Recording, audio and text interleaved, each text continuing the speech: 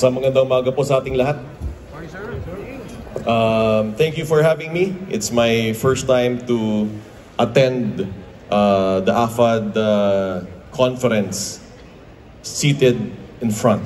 Lagi po akong pag-alagala dito for the past couple of years at ngayon lang po ako naimbitahan dito sa inyong harapan para magsalita.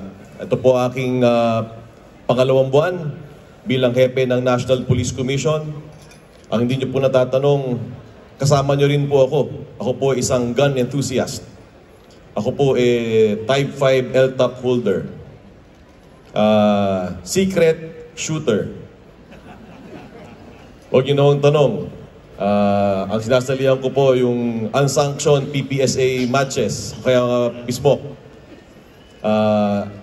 I like firearms. And this is heaven for me.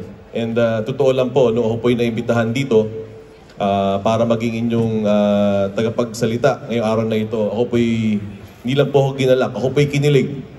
Dahil para nyo pong pinakawalan ng isang isda sa tubig. That being said, being part of NAPOLCOM, bilang pulis ng pulis, part ng aming functions also is to do guidelines, is to do policies.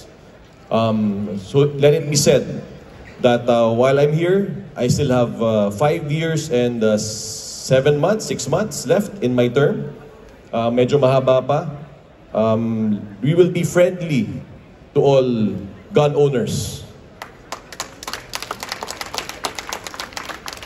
Legitimate, responsible gun owners. Hindi po yung mga kriminal. We are not in the same mold as them. Lahat po ng pwede nating itulong para lumaki at lumaganap ang gun industry sa Pilipinas ay gagawin po natin. Because we understand that ito po ay karapatan ng lahat. Ito po ay isang industriya at dapat lang po na suportahan.